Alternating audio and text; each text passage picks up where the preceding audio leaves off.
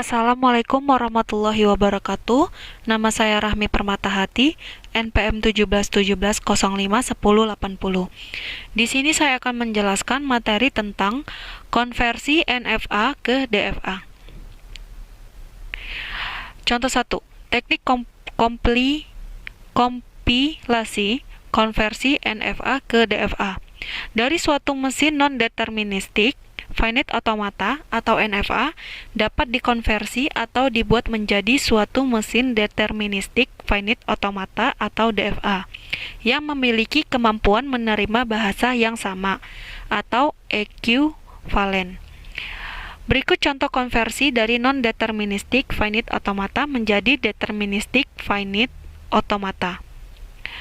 Berikut tabel transisi dan diagram transisi untuk NFA.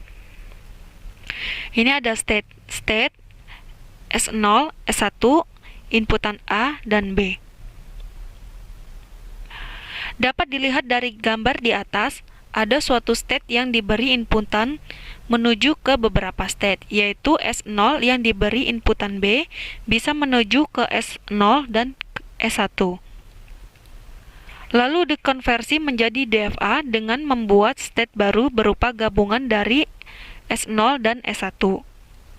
Selanjutnya, untuk state S0, S1, jika diberi inputan A, maka hasilnya adalah gabungan dari hasil S0 dan S1 yang diberi inputan A, yaitu S0, S1. Lalu untuk state S0, S1, jika diberi inputan B, maka hasilnya adalah gabungan dari hasil S0 dan S1 yang diberi inputan B, yaitu S0, S1. Berikut tabel transisi dan diagram transisi untuk DFA-nya.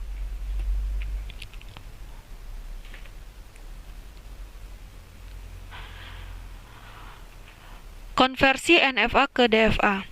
Sebuah diagram NFA dapat dikonversi menjadi DFA dengan membuat tabel transisi yang baru berdasarkan analisa dan transisi pada NFA.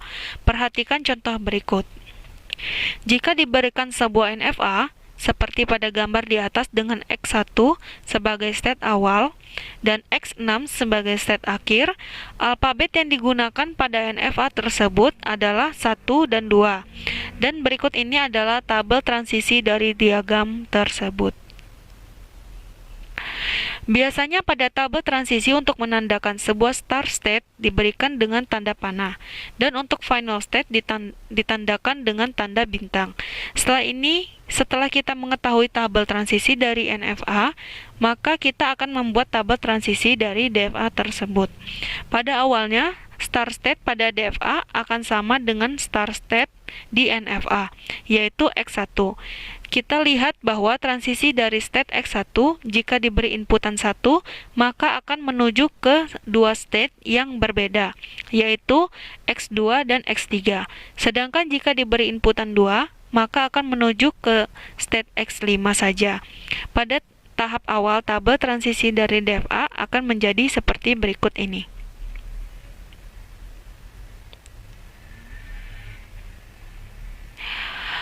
Kita tahu bahwa yang membuat DFA dan NFA berbeda adalah arah transisi untuk input yang sama, di mana jika NFA maka boleh memiliki lebih dari satu transisi untuk input yang sama, sedangkan DFA hanya boleh memiliki satu transisi untuk input yang sama. Pada kasus ini, kita tahu bahwa X1 bila diberi input 1, maka akan menuju ke dua arah, yaitu state X2 dan X3.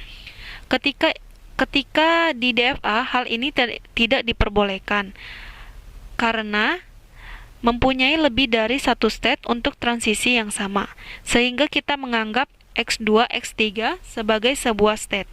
Oleh karena itu, langkah selanjutnya adalah kita akan mencari transisi dari state X2, X3. Untuk mencari transisi dari state baru kita tersebut, atau state gabungan dari X2 dan X3, maka kita akan melihat transisi dari masing-masing state. Jika melihat dari tabel transisi di NFA, kita tahu bahwa X2 jika diberikan input 1, maka akan menuju X3, dan X3 jika diberi input 1 akan menuju state X6.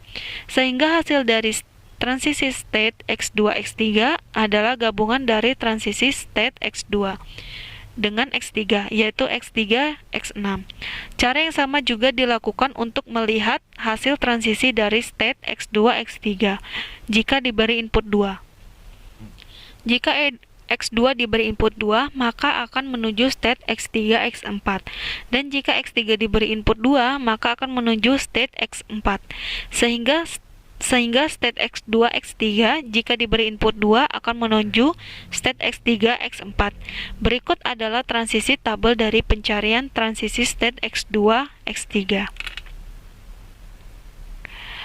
Setelah mencari transisi untuk state X2 X3, berikutnya adalah mencari transisi dari X5, hasil dari transisi X1 jika diberi input 2. Karena state X5 adalah satu state sendiri di NFA, juga maka hasil transisi dari X5 di FA akan sama dengan transisi di NFA. Jika kita lihat dari tabel transisi DFA saat ini, sudah ada 3 state yang kita cari transisinya, yaitu X1, X2, X3, dan X5. Kita lihat bahwa state X2, X3 jika diberi input 1, maka akan menuju ke state X3, X6. Dan seperti penjelasan sebelumnya, bahwa di DFA tidak diizinkan untuk memiliki transisi lebih dari 1 untuk inputan yang sama. Maka kita akan menganggap bahwa state X3 dan X3 X6 adalah sebuah state atau state baru lagi. Demikian juga untuk state X3 X4 merupakan sebuah state hasil dari transisi X2 X3. Jika diberi input 2, langkah berikutnya kita akan mencari transisi dari state X3 X6 dan X3 X4.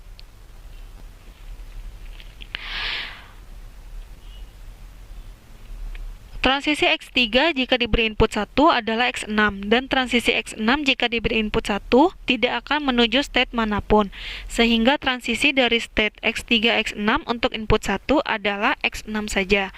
Transisi X3 jika diberikan input 2 adalah X4, dan transisi X6 jika diberi input 2 tidak akan menuju state manapun, sehingga transisi dari state X3 X6 jika diberikan input 2 adalah X4 saja. Transisi X3 jika diberikan input 1 adalah X6, dan transisi X4 jika diberikan input 1 adalah X4, sehingga transisi dari X3 X4 jika diberikan input 1 adalah X6 X4. Transisi X3 jika diberi input 2 adalah X4, dan transisi X4 jika diberi input 2 adalah X6, sehingga transisi dari X3 X4 jika diberikan input 2 adalah X4 X6. Proses pencarian transisi akan terus berulang sampai seluruh state sudah memiliki transisinya. Bisa dilihat pada tabel di atas, untuk saat ini kita sudah memiliki 5 buah transisi state. Namun masih ada state yang belum ada transisinya, yang ditandai dengan highlight kuning. Maka langkah berikutnya adalah kita perlu mencari transisi untuk state X5, X6, X6, X4, dan X4, X6. State X4, X6 adalah sama dengan state X6, X4. Karena itu hanya persamaan saja penamaan saja, karena yang terpenting adalah himpunan state-nya tetap sama.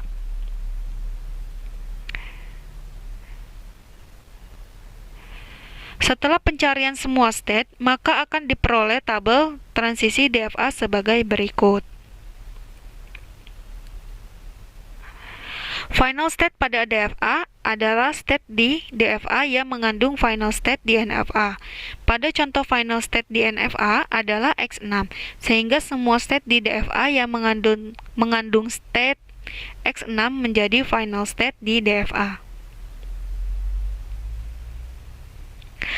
Sekian penjelasan materi dari saya. Wassalamualaikum warahmatullahi wabarakatuh.